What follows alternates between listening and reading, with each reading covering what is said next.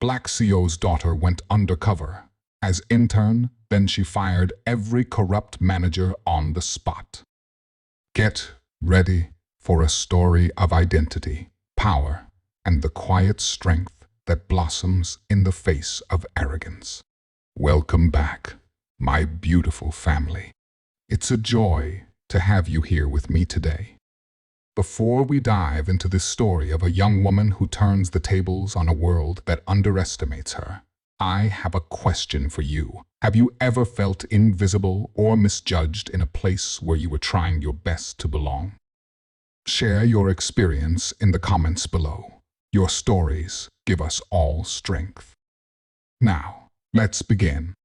In their eyes, she was invisible, just another diversity hire to be mocked in whispers that weren't quite quiet enough. They saw her as a charity case, a mouse in a kingdom of lions. But as Amina absorbed every insult, a silent promise took root in her heart, a promise she made to the father who built this kingdom. They would all learn that the quietest person in the room is often the most dangerous, and that she is not an intern, but their reckoning. The first thing Amina Adebayo learned about Sterling Thorn Global was that its heart beat in spreadsheets, but its soul festered in whispers. On her first day as a summer intern, she was assigned to the acquisitions department, a place that buzzed with the high-pitched frequency of million-dollar deals and low-murmured gossip. She was handed a stack of files, thick enough to stop a door, and a beige ID card that simply read, Intern. It felt less like an identity and more like a label of insignificance. She kept her head down, her movements quiet and deliberate. Her clothes were simple, a crisp but inexpensive blouse from a department store, dark slacks, and comfortable flats. She had purposefully left her designer handbag at home, opting for a plain canvas tote. Her hair, a magnificent crown of tight coils, was pulled back into a simple, elegant bun, a style that was both professional and a form of self-preservation. She knew what they would see, a young black woman, probably from a modest background, who had gotten lucky with a diversity placement. That was the character she was here to play. Her desk was a small, wobbly table crammed into a corner between a groaning photocopier and a wilting ficus tree. From this vantage point, she could observe the floor's ecosystem. The key predator was Mr. Harrison Vance, the Senior Vice President of Acquisitions. He was a man carved from sharp angles and expensive cologne, with a voice that could cut glass. He moved through the office like a shark, all teeth and predatory grace, his team of junior executives a clique of handsome, identically suited men circling in his wake. Intern, Vance barked, not bothering to learn her name. Coffee, black, and find me the Q, 2 performance reports for the Argent deal. Don't take all day. He didn't look at her, his eyes already locked on his computer screen, where stock tickers danced in green and red. Yes, sir, Amina replied, her voice soft but steady. She didn't mind the menial tasks. They were a perfect cover. As she navigated the maze of cubicles to the kitchenette, she overheard 2 of the junior execs, Liam and Josh, talking by the water cooler.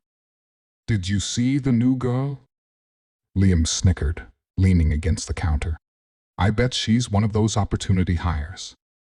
Probably has no idea what a leveraged buyout even is. Josh chuckled, a smug, throaty sound. Vance is going to eat her alive. He hates incompetence. Remember what happened to the last one. Amina's hands didn't tremble as she poured the coffee. She kept her expression neutral, her breathing even. They didn't know that her father, David Adebayo, the CEO and founder of Sterling Thorn Global, had spent her entire childhood explaining leveraged buyouts to her at the dinner table.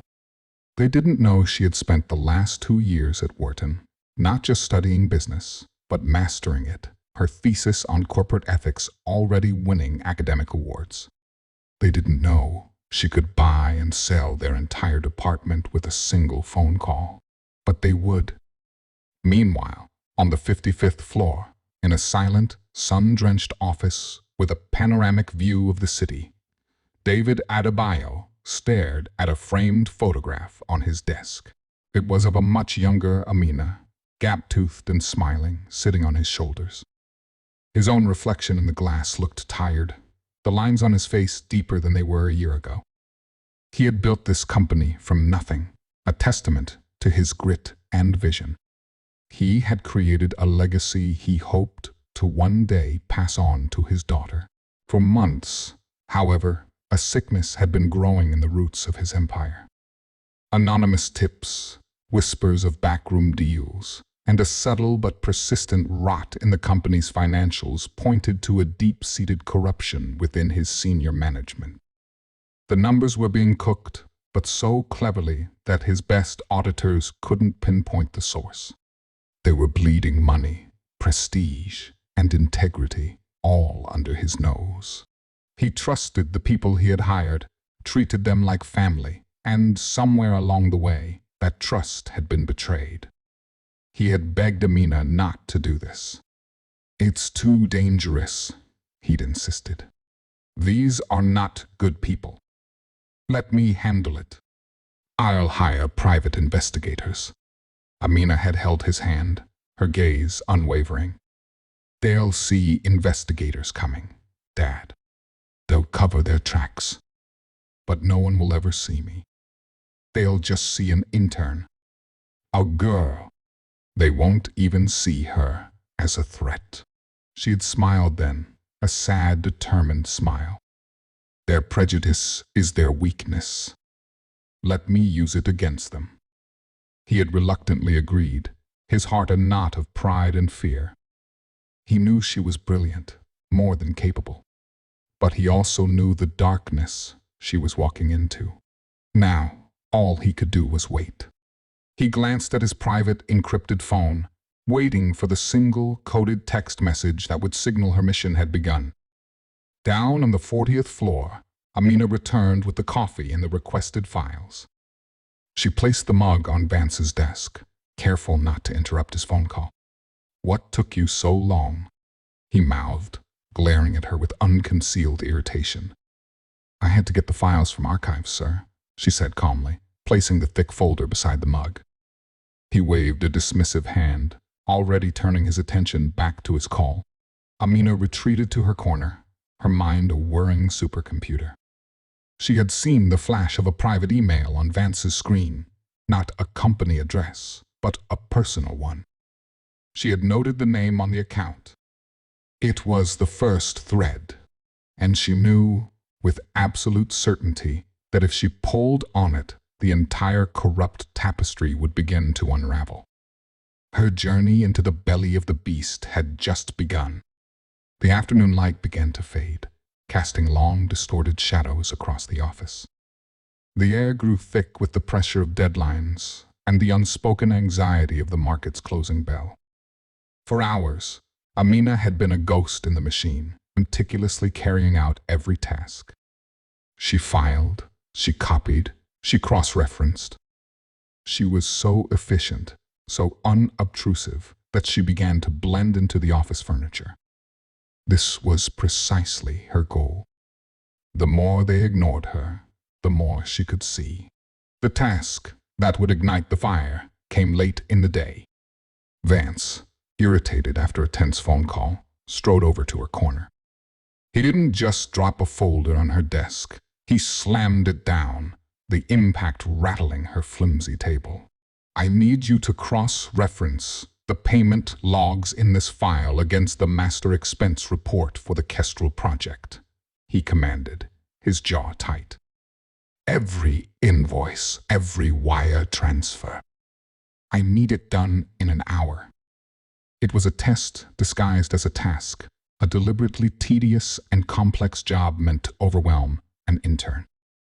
Liam and Josh, hovering nearby like vultures sensing a kill, exchanged knowing smirks. This was the setup. They were waiting for her to fail. "Yes, Mr. Vance," Amina said, her voice even as she opened the folder. She began her work, her focus absolute. The numbers swam before her eyes, a complex dance of figures and decimal points. To an outsider, she looked like a diligent, perhaps slightly slow, student concentrating on a difficult problem. But in her mind, a powerful analytical engine was firing on all cylinders. She wasn't just checking the numbers, she was analyzing their flow, their timing, their destinations. It was a language she understood intimately. 20 minutes in, she found it. A single invoice for $250,000, paid to a consulting firm she had never heard of, Orion Bridge Advisory. It was coded under logistical services, but there were no corresponding work orders, no transport receipts, nothing to justify the expense. She checked the master report. The payment was there, approved. She went deeper, pulling up the digital archives on her terminal. The approval signature belonged to Vance. Her heart gave a single hard thump. This wasn't just a discrepancy, it was a ghost. Instead of flagging it and moving on, she began to dig, her fingers flying across the keyboard with a speed that would have shocked her colleagues had they been watching. She cross-referenced Orion Bridge Advisory with other projects. Another payment popped up, then another. All for different projects, all under vague service categories, and all approved by either Vance or one of his two senior associates. It was a clear pattern of embezzlement, siphoning company funds into a shell corporation. It was sloppy.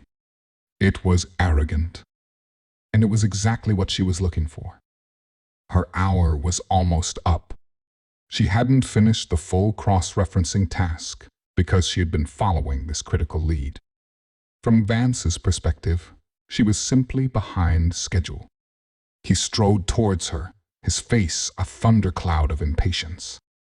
"Well?" he boomed, his voice echoing in the suddenly quiet office. Everyone could feel the impending confrontation. Keyboards stopped clicking. Phones were placed gently in their cradles. "Are you done? Or are the big numbers too much for you?" Liam and Josh flanked him, their arms crossed, smirks plastered on their faces. Amina looked up, her expression calm. "I'm not finished with the full report, Mr. Vance." I paused, because I found a significant anomaly I thought you should be aware of immediately. She pointed to the line on her screen. "This payment to Orion Bridge Advisory has no supporting documentation. I've found 3 other similar payments, all." Vance cut her off, snatching the printout from her hand. He glanced at it, and for a microsecond, a flicker of genuine panic crossed his face before it was replaced by a mask of pure fury. He was cornered, and he was going to lash out. "An anomaly?" He scoffed, his voice dripping with condescension. "You've found nothing. You've wasted an hour on a wild goose chase because you lack the basic competence to follow a simple instruction." He crumpled the paper and threw it into her trash bin. The gesture was theatrical, designed to humiliate. He leaned in close, his expensive cologne thick and cloying. The entire office was watching now, a silent, captive audience. This is a fast-paced, high-stakes environment. We don't have time to hold your hand and walk you through every little task, he snarled. He looked her up and down, his gaze dismissive, taking in her simple clothes and the earnest, focused expression that he mistook for confusion. He lowered his voice to a venomous whisper, intended to cut her to the core. "Tell me something," he said, the words slithering out. "Did you even graduate high school?" The question hung in the air, sharp and ugly. It was followed by a beat of stunned silence, and then, the worst part, laughter. It wasn't loud, just a few snickering chuckles from Liam and Josh, but it was enough. It was the seal of her humiliation. Time seemed to slow down. Amina felt a hot flush creep up her neck. She could feel every single pair of eyes on her. They saw her as a charity case, an incompetent diversity hire who was in over her head. They saw exactly what she wanted them to see, but the reality of the insult, its raw, personal cruelty, still landed like a physical blow. Her hands, hidden beneath the desk, curled into tight fists, her nails digging into her palms. But when she lifted her head, her eyes were not filled with tears. They were clear, steady, and cold.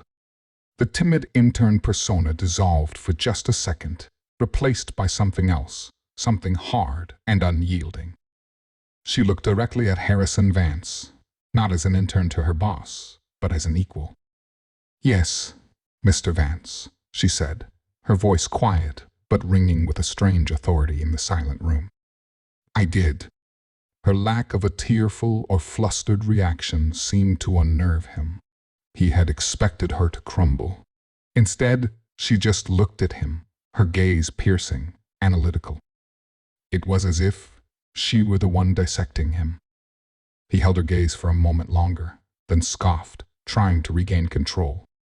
"Finish the report and have it on my desk by morning," he snapped, before turning on his heel and stalking back to his office, his cronies trailing behind him. The spell was broken. The low hum of the office resumed, but the atmosphere was changed. Amina was alone in her corner, the echo of their laughter still ringing in her ears. But the humiliation was already crystallizing into something else, pure. They had crossed a line. They had made it personal. She reached into her canvas tote and pulled out her personal, encrypted phone. Beneath the wobbly desk, she sent a single, prearranged message to her father. It was one letter. P. Provoked. She then turned back to her computer screen, her eyes lingering on the name Bridge Advisory. The game was no longer just about uncorruption.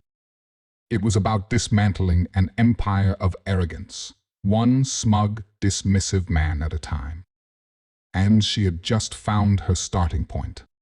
The aftermath of the confrontation was a silent, suffocating blanket. The air, once buzzing with the low hum of productivity, was now heavy with unspoken judgment. Amina could feel the furtive glances, the whispers that died the moment she looked up. They were all waiting for the inevitable, for her to pack her canvas tote, wipe her tears, and flee. It was the expected, logical conclusion to such a brutal public takedown. But Amina did none of those things. She sat straighter, her back a rigid line of defiance, and returned to the report Vance had assigned. Her resistance was quiet, but it was absolute. She would not break. Inside his glass-walled office, Harrison Vance paced like a caged tiger. Liam and Josh stood before his desk, shifting their weight, the triumphant smirks now replaced with a faint unease. "She didn't even flinch," Liam said, breaking the silence. "Just stared at you." "She's a child playing dress-up," Vance snapped, though his voice lacked its earlier conviction. He stopped pacing and stared out at Amina, a small, still figure in the sprawling office. She got lucky, stumbled onto a line item she didn't understand. "It's nothing." He was trying to convince himself as much as them. Her composure had been unsettling. It wasn't the reaction of a frightened intern. It was the reaction of someone holding a winning hand. "So, what do we do?" Josh asked. "Do we get rid of her?" "No," Vance said, a cruel smile returning to his face. "That's what she wants.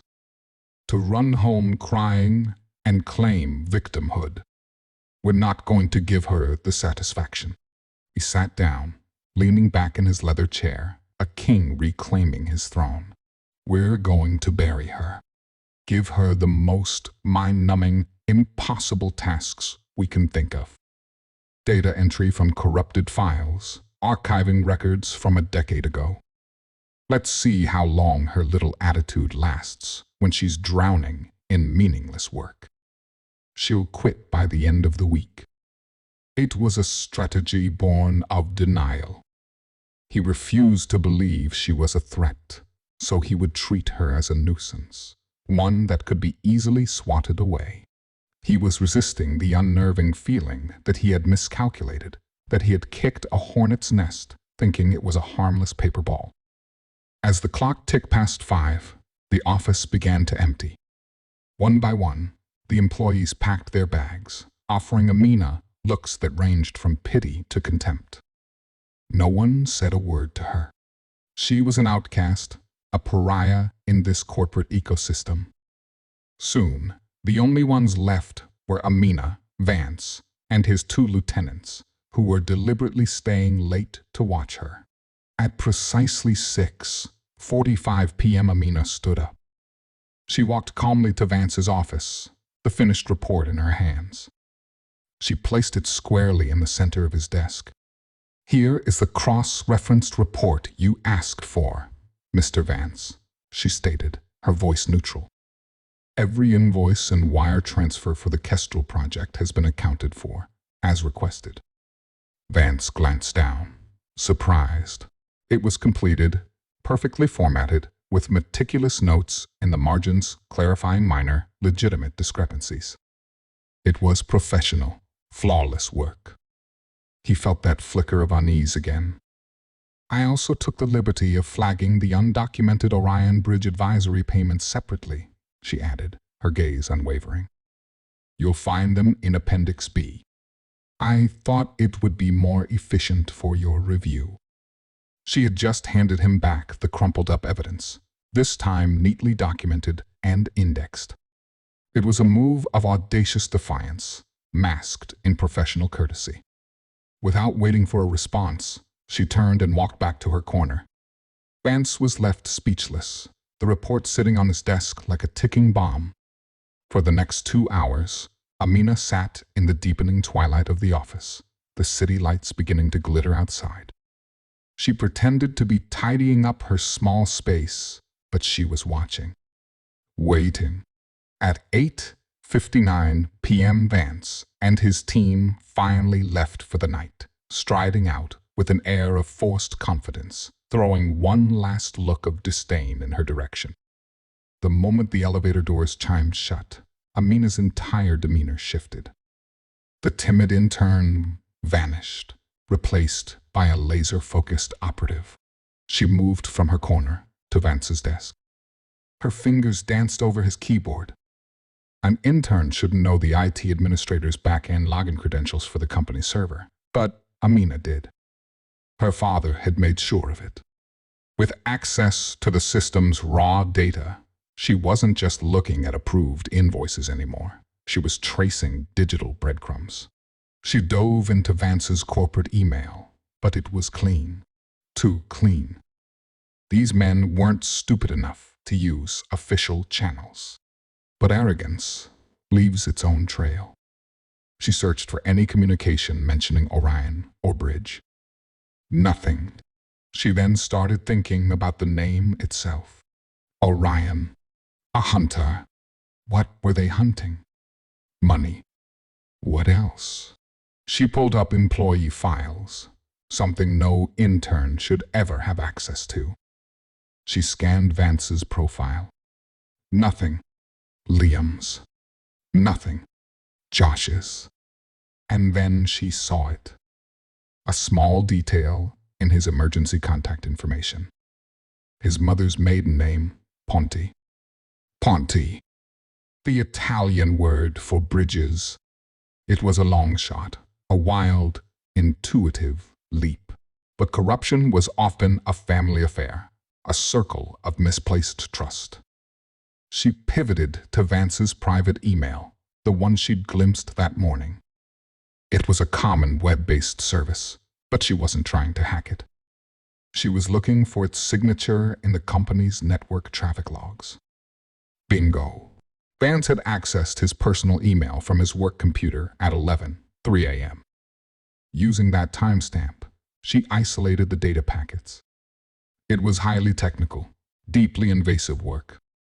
It was also completely necessary. Within minutes, she had cracked the shell. She wasn't inside his inbox, But she had found something better, a cached file. A draft of an email he had started writing but never sent. The draft was addressed to an anonymous, encrypted address. It was short and damning. The Kestrel well is running dry. Need to open a new vein. The Argent deal looks promising. We'll route the initial payment through the usual P channel. Confirm receipt. P channel. Ponte channel. Orion Bridge. Her breath hitched. This was it. The first piece of concrete, undeniable proof. It wasn't just embezzlement. It was a conspiracy. She quickly, securely downloaded a copy of the cached file onto a shielded USB drive concealed within a simple keychain on her tote bag. Far above, in the silent penthouse office, David Adebayo stared at his phone, his daughter's single-letter text burning in his mind. Every paternal instinct screamed at him to intervene, to pull her out, to crush these men who had dared to humiliate his child. But he had made a promise. His resistance was in his stillness, in the crushing weight of trusting his daughter to fight a battle that should have been his. Down on the 40th floor, Amina clicked the drive into its keychain housing. She had survived the emotional attack. She had resisted the urge to lash out. She had turned their mockery into a weapon. The game of resistance was over. Now, the hunt began. The next morning, Amina arrived at her usual time, the small, shielded USB drive nestled innocuously among her keys. She expected the hostility to escalate, for Vance to follow through on his threat to bury her in meaningless work. She was prepared for it, but when she stepped onto the 40th floor, the atmosphere was entirely different. It was chaos. Overnight, the news had broken. A massive, unexpected server crash had corrupted critical data for Sterling Thorne's entire North American division. Files were lost, systems were down, and the IT department was scrambling in a full-blown panic. What no one knew was that this crash wasn't random. It was a controlled, surgical strike orchestrated from the 55th floor. After receiving Amina's text, David Adebayo had unleashed a digital tempest, a manufactured crisis designed to do one thing: shake the hornet's nest. The acquisitions department was in meltdown. The Argent deal, the very one mentioned in Vance's unsent email, was on the brink of collapse without its supporting data. Vance was a storm of fury and panic. His face pale, his usual predatory grace replaced with frantic, jerky movements. "Where are the hard copies for the Argent proposal?" he yelled to no one in particular. "The backups, the physical files. Someone find them." His assistant, flustered and on the verge of tears, finally located the archive manifest. "There in the sub-level archives, Mr. Vance. In cold storage." Vance's eyes scanned the panicked room. His senior associates were tied up on frantic calls with their European counterparts. The junior execs were uselessly trying to reboot their terminals. His gaze landed on Amina, the calm center in the swirling storm. She was the only one not occupied, the only one he could spare. "You," he barked, pointing a trembling finger at her. "Intern, you're with me." Amina's heart leaped, but she kept her face a mask of mild apprehension. "Me, sir?" "Yes, you. Move," he commanded, already striding towards the elevators. This was an opportunity she hadn't anticipated. The sub-level archive was a fortress of information, a place she could never have accessed on her own. As they descended in the sterile, silent elevator, the sudden, forced proximity was suffocating. Vance reeked of stress and stale coffee. He kept jabbing the door close button, his knuckles white. He was a man unraveling, and he was taking her directly to the scene of his crimes. The archive was a cold, cavernous space, smelling of old paper and refrigerated air. Rows upon rows of towering metal shelves stretched into the dim light, each one packed with identical beige document boxes. It was a library of secrets. "The Argent files are in Section 7BE, Vance grunted, pointing to a far corner. "Start pulling every box. We need the originals from the last 6 months." For the next several hours, they worked in near silence. The only sounds, the scrape of the rolling ladder, the thud of heavy boxes, and Vance's muttered curses. He was forced to rely on her, to direct her, to be near her. The power dynamic had been strangely leveled by the crisis. He was no longer the all-powerful SEVP. He was just a desperate man hunting for a file. And she was no longer just the intern. She was his only pair of hands. As she pulled down a heavy box labeled Argent Q1 Expenditures, a small, worn, leather-bound journal slipped from between 2 folders and fell to the floor, landing with a soft thud. It looked old and out of place among the corporate files. "What was that?" Vance asked, his voice sharp. "It looks like a personal journal, sir. It must have been filed by mistake," Amina said, bending to pick it up. Before she could, he lunged for it, snatching it from the ground with a possessive urgency that was deeply revealing. He clutched it to his chest, his face a mixture of fear and something else, something akin to pain. "It's nothing," he said, his voice strained. "It's mine. An old notebook. Get back to work." But Amina had seen the initials embossed in faded gold on the cover. H.R.V. Harrison Reed Vance. More importantly, she had seen the look in his eyes. It wasn't the look of a criminal caught with evidence. It was the look of a man protecting a wound. An hour later, as they were loading the boxes onto a cart, Vance, exasperated by a call from the board, slammed his phone down and turned to her. His frustration needed a target. "You know, I don't get you," he said, his voice a low growl. "You walk in here like you're above it all.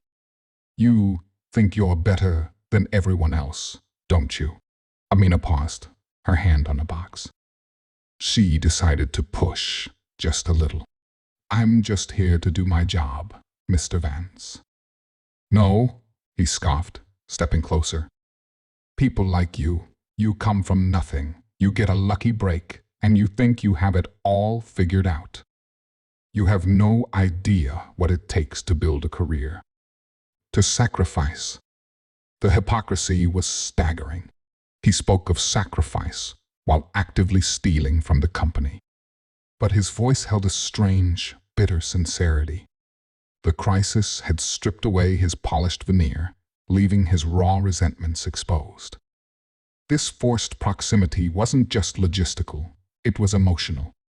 They were trapped in this cold, silent room, and the masks were beginning to slip. "You think you know what sacrifice is?" he continued, his voice thick with a self-pity that felt both pathetic and deeply human. "You have no idea." It was then that Amina noticed his hands were trembling, not with anger, but with something that looked like exhaustion. The server crash, a crisis manufactured by her father, had done more than just create chaos. It had created an opening. It had locked her in a vault with her adversary, and, in the suffocating silence between the shelves, the first cracks in his armor were beginning to show. The journal, his bitter monologue, they were clues. Clues not just to his crimes, but to the man behind them. And Amina knew that to truly dismantle him, she needed to understand not just what he did, but why. They worked for another hour, the forced proximity stretching the tension between them, thin and brittle. The mountain of boxes on the cart grew, but the key files for the Argent deal remained elusive. Vance grew more agitated with every empty box, his frustration radiating off him in waves. This was her chance. "Mr. Vance," Amina said, her voice steady. "I saw a secondary archive room on the schematic near the main cooling unit. Section 7C. It's possible some of the older Argent files were moved there during the last system migration. It was a complete fabrication, a gamble based on a quick glance at the fire escape map near the elevator." Vance, too desperate to question her, seized the suggestion. "Fine. Go. Check it out. And be quick," he ordered, waving her away, his focus already on his phone, likely fielding another angry call. His jacket, containing the small leather journal, was draped over a nearby chair. Amina walked away, her footsteps echoing purposefully down the concrete corridor. As soon as she was out of his line of sight, she ducked behind a massive shelving unit and held her breath. She didn't go to Section 7C. She waited, counting the seconds, praying her gamble would pay off. She needed only a minute. She peered through a gap in the shelves. Vance was pacing, his back to her, barking into his phone. Now, silent as a shadow, she slipped back to the chair. Her hands were trembling slightly as she reached into the inner pocket of his jacket. The leather of the journal felt old and soft. She pulled it out, her heart hammering against her ribs. She didn't open it right away. Instead, she moved back into the corridor, her body shielded from view, and flipped open the cover. It wasn't a ledger of crime. It was a diary. The handwriting was neat, almost calligraphic in the beginning, but grew more frantic and desperate in the later entries. Faded photographs were tucked between the pages. One showed a younger, happier Vance with a woman who had a radiant smile. Another was of a small girl with bright, curious eyes holding a teddy bear. His daughter. Amina's hands shook as she read the entries. They were a roadmap of heartbreak. October 2018, Alara was accepted into the conservatory. Her talent is a light. I've never been more proud. We told her the sky is the limit. May 2019, the diagnosis came today. Acute lymphoblastic leukemia. The doctor said the words, but my brain couldn't hear them. My light is going out.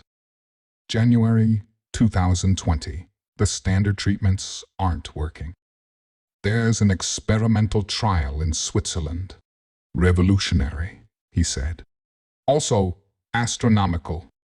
The insurance company laughed at us. They called it elective. Elective, as if saving my daughter's life is a choice. The entries became shorter, more desperate. He wrote about selling his car, remortgaging his house, cashing in his retirement savings. He wrote about the hollow promises from the company's HR department, the sterile corporate sympathy that came with no financial backing. He wrote about his wife's despair, her sleepless nights.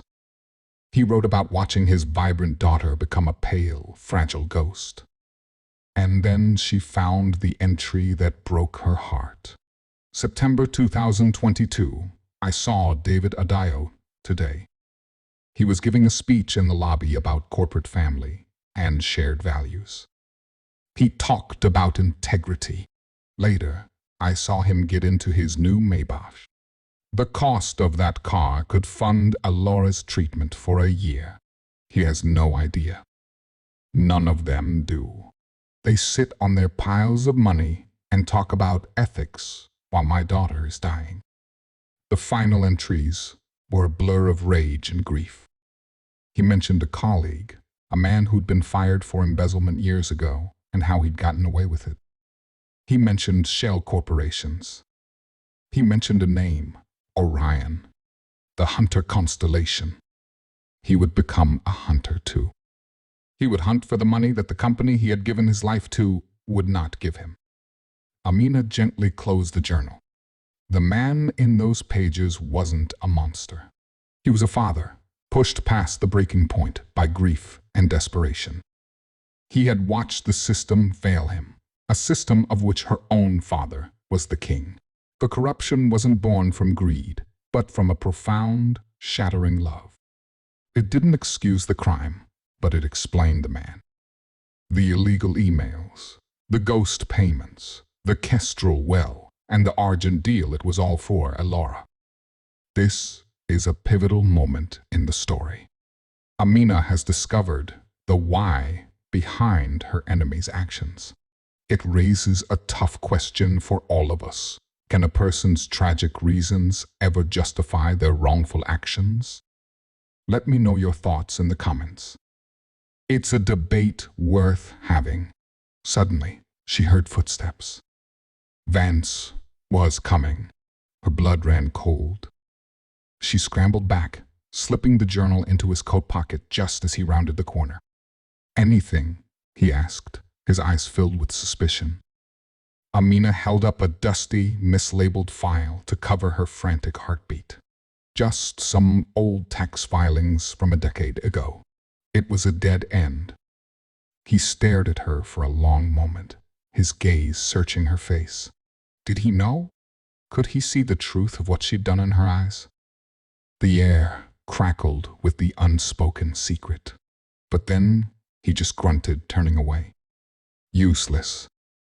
Everything is useless. Amina leaned against the cold metal shelf, her legs feeling weak. She had the proof she needed on her USB drive. She had the motive in her memory. But the mission felt different now. It was no longer a simple equation of right and wrong, of good guys and bad guys. It was a tragedy, soaked in a father's tears. Her resolve, once so clear and cold, was now clouded with a painful, unwelcome empathy. She looked at Harrison Vance, no longer seeing a villain, but a fallen man, and wondered if the justice she was about to deliver was justice at all. The manufactured crisis of the server crash lasted for 2 full days. 2 days that Amina and Vance spent in the cold, silent archive, surrounded by the ghosts of corporate history. The frantic energy of the first day had dissipated, replaced by a strange, shared sense of weary resignation. The argent files they needed were still missing, lost in the digital ether, and their physical search had yielded nothing but dust and dead ends. The world upstairs remained in chaos, but down here, in the quiet tomb of paper, a fragile truce had settled. They worked with an unspoken rhythm, a silent understanding passing between them. He would point to a high shelf, and she would move the ladder. She would pull down a heavy box, and he would be there to take it from her. The roles of SVP and intern had dissolved, leaving only 2 people engaged in a futile task. On the afternoon of the second day, Vance finally collapsed into a chair, rubbing his temples, the picture of defeat. "It's no use," he murmured, his voice rough with exhaustion. "It's all gone." Amina sat on a stack of boxes nearby, her own body aching from the physical labor. She looked at him, not with the judgment of an investigator or the fear of an intern, but with the newfound empathy that had taken root in her heart. She saw the deep lines of grief etched around his eyes, the slight tremble in his hand as he loosened his tie. He was more than his crime. He was a man drowning. She decided to take another risk, a different kind of gamble. "My mother loved to read," Amina said softly, her voice startling in the profound silence. Vance looked up, his expression confused, thrown off by the sudden personal shift in conversation. "What?" "When I was a little girl, she would read to me every night," Amina continued, her gaze distant, remembering. "She passed away when I was 12. For a year after, I couldn't even look at a book. It hurt too much. It felt like every page was a reminder of what I had lost." She wasn't looking at him, but she could feel his attention fix on her, sharp and total. She was offering a piece of her own pain, a bridge between their 2 isolated worlds. Vance was silent for a long time. The only sound was the low hum of the climate control system. When he finally spoke, his voice was different. The harsh, arrogant edge was gone, replaced by something raw and hollow. "Her name was Alara," he said, staring at the concrete floor. "She had my wife's smile, and she could draw anything. Dragons, castles, entire worlds. She would fill notebooks with them." He paused, swallowing hard. After my wife packed all of it away. All the drawings, all the notebooks. She said she couldn't bear to see them. I understood. But sometimes I feel like we packed her away, too. Like we're trying to erase her, just to survive the pain. He looked up at Amina, and for the first time, his eyes were completely unguarded. There was no anger, no suspicion, just a vast, shared ocean of grief. "You never stop being their father," he whispered, "even when they're gone." "No," Amina agreed, her voice thick with emotion. "You don't." In that moment, in the cold, sterile archive, a genuine, fragile bond formed between them. It was a connection forged, not over spreadsheets or deals, but in the sacred, shared territory of loss. He wasn't Harrison Vance, the corrupt executive. She wasn't Amina Adebayo, the undercover heiress. They were just two people who understood what it meant to have a hole carved in your heart. Later, as they were preparing to admit defeat and return upstairs, Amina found a small, forgotten box tucked away on a low shelf. Inside, amongst dusty marketing brochures from the early 2000s, was a company photo album. She opened it, and a picture slid out. It was from a company picnic dated 15 years prior. A much younger David Adebayo stood with his arm around a smiling, vibrant Harrison Vance. They looked like friends, partners, two young men ready to conquer the world together. She slid the photo across the table to Vance. He picked it up, a sad, bitter smile touching his lips. "He was different then," Vance said quietly. "We both were. We were going to build something that mattered. Something with integrity." He looked at the photo, then back at Amina. "Somewhere along the way, we both lost sight of that." He saw his own betrayal reflected in the photograph, but Amina saw something else. She saw her father's potential blindness, the isolation that comes with being at the very top. He talked of corporate family, but he had missed the profound suffering of one of his own. As the elevator ascended, carrying them back to the chaos of the 40th floor, the silence was no longer tense or hostile. It was heavy with unspoken truths, with the weight of shared vulnerability. The bond was real, but it was built on a foundation of secrets and impending doom. Amina knew she still had a job to do. The USB drive in her pocket felt heavier than ever. She had connected with the man, but she still had to destroy the criminal. And she knew, with a sickening certainty, that the shatter point was coming. The moment of peace was over. Returning to the 40th floor was like surfacing from a deep dive into another atmosphere. The panic had subsided, replaced by a tense electric buzz. The IT department, led by a team her father had secretly flown in from their European headquarters, had worked a miracle. The servers were back online. The Argent deal was salvaged. The crisis was over. For Vance, it was a moment of profound relief. He was saved. The deal was back on track, and with it, his illicit pipeline of funds. He clapped Liam and Josh on the back, his confidence flooding back in, washing away the vulnerability he had shown in the archive. He was Harrison Vance, the shark once more. He looked over at Amina, who was standing quietly by her corner desk, and for a moment he seemed to want to say something, to acknowledge the strange bond they had formed. But the moment passed. The armor was back in place. He turned away, swallowed by the demands of his position. Amina felt a pang of disappointment, but she understood. The world downstairs was a temporary sanctuary. This was reality. Later that afternoon, Vance called her into a conference room. Liam and Josh were there, looking smug. She assumed it was to formally dismiss her intern duties now redundant. Her hand instinctively went to her tote bag, where the USB drive lay in wait. "Amina," Vance began, his tone formal, professional. "I wanted to thank you for your assistance over the past couple of days. You were helpful." Liam snorted softly, but Vance shot him a silencing glare. "As you know," Vance continued, "the Argent deal is our highest priority. Now that the systems are restored, we're moving to finalize the initial payments to our new partners." He slid a tablet across the polished table. "I need you to do the final verification on the wire transfers.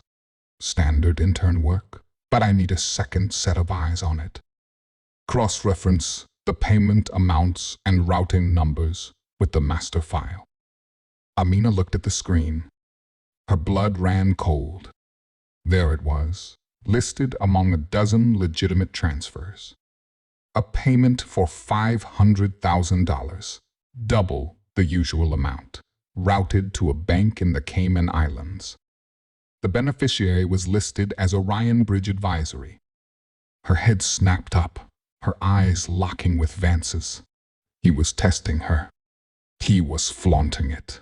After everything they had shared in the archive, after the stories of his daughter, after the flicker of a genuine human connection, he was putting the instrument of his crime directly into her hands.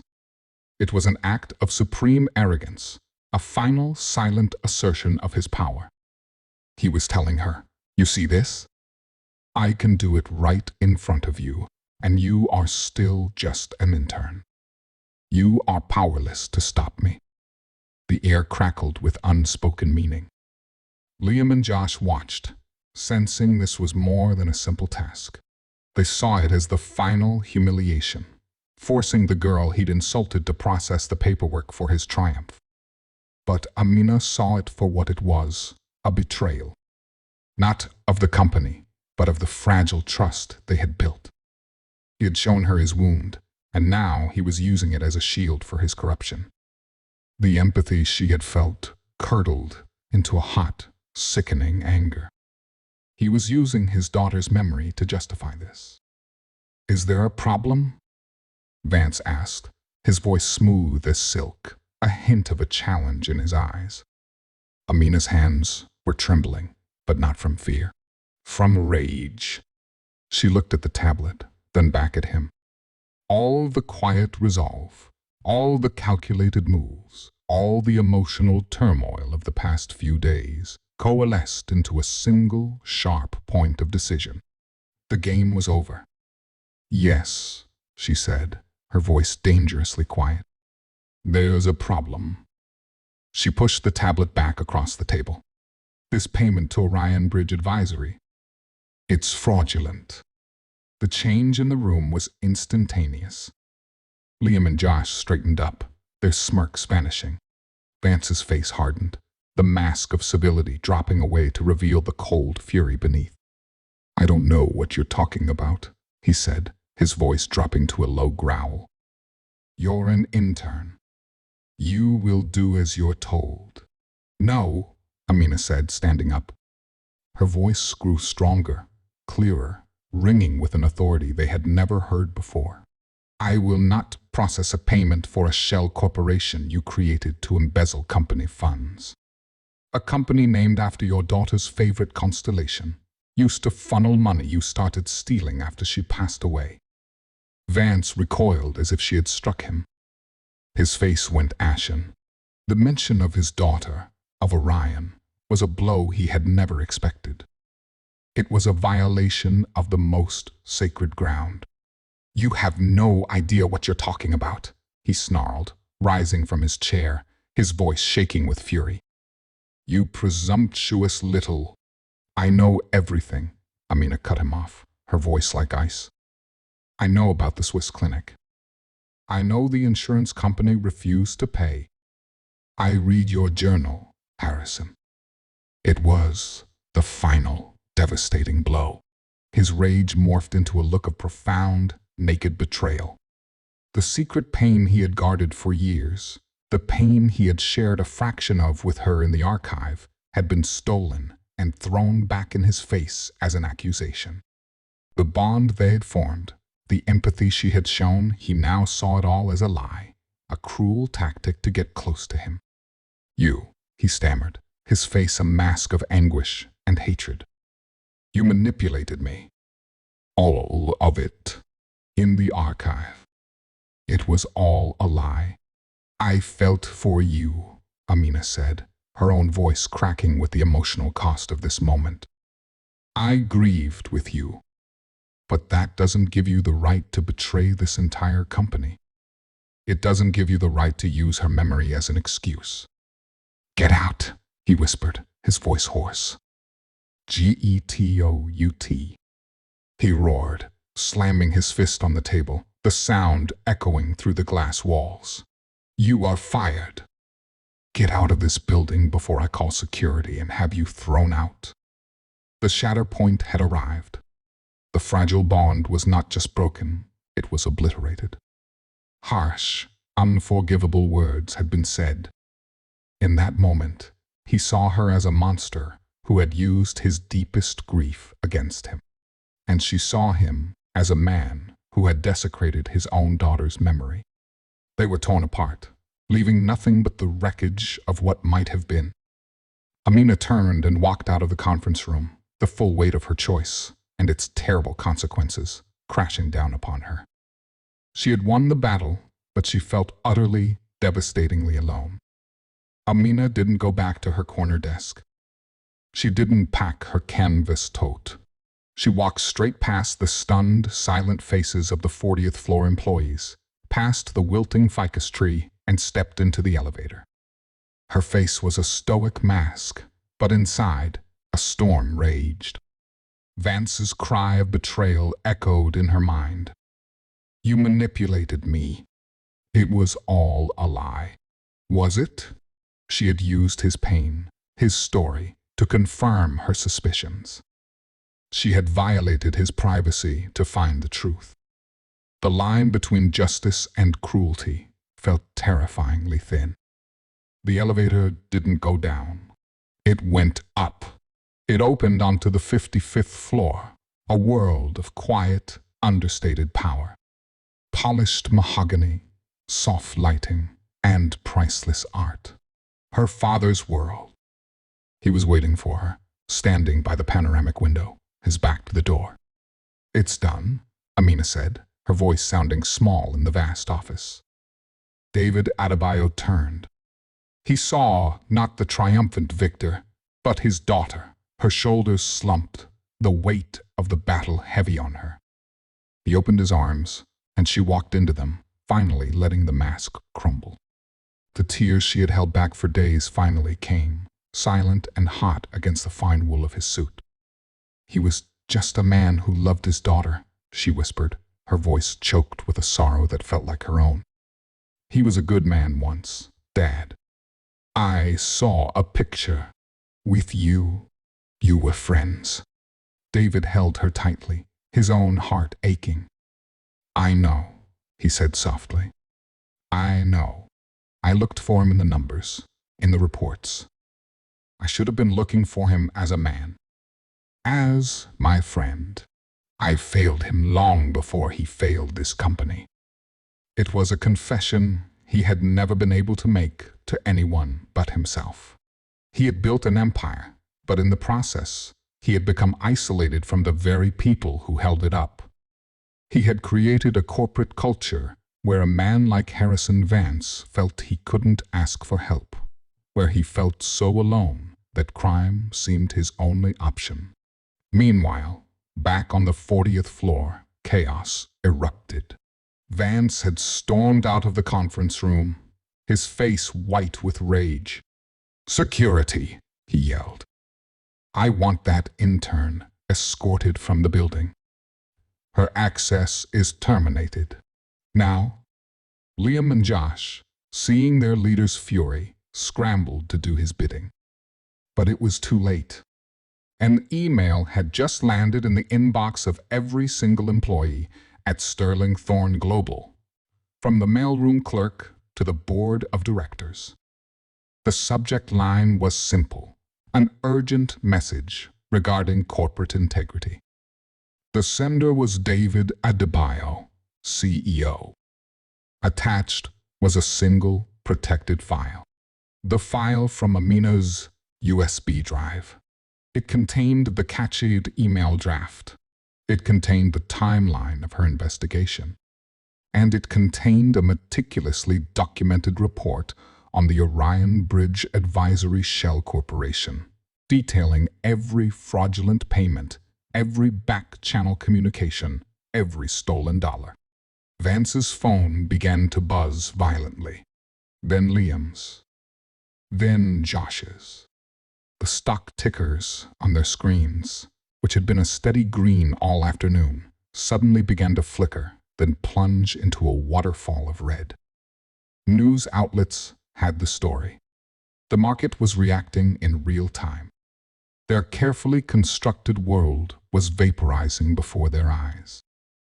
Vance stood frozen in the middle of the office, the blood draining from his face. It was over. He was exposed, ruined. His first thought was of flight. His second was of the journal, of Alara. He had dishonored her. He had become the very thing he despised. The weight of his choices, of his grief, and of his shame came crashing down on him all at once. He stumbled back into the empty conference room and sank into a chair, a broken man. He was alone with his decision. He could run, deny, fight, or he could face the truth. Up on the 55th floor, Amina pulled away from her father, her tears subsiding, replaced by a quiet resolve. "What happens now?" she asked. "Now," David said, his voice filled with a grim determination, "we begin to fix what's broken. All of it." He walked over to his desk and pressed the intercom. "Cynthia," he said to his executive assistant, "please assemble the board and send a message to Mr. Vance. Tell him, I will be down to see him in 5 minutes." Alone, Amina looked at her father, a new respect dawning in her eyes. This wasn't just about punishment anymore. This was about accountability. This was about redemption. The choice had been made. Pride had been shattered. Avoidance had failed. Truth was all that was left. Amina reached out and took her father's hand. He had to face the friend he had lost. And Harrison Vance had to decide whether to face him back. The reckoning was no longer coming. It was here. The walk from the elevator to the 40th floor conference room felt like the longest of David Adebayo's life. He was not a CEO about to fire a subordinate. He was a man about to face a ghost from his past, a ghost he had helped create. The floor was eerily silent.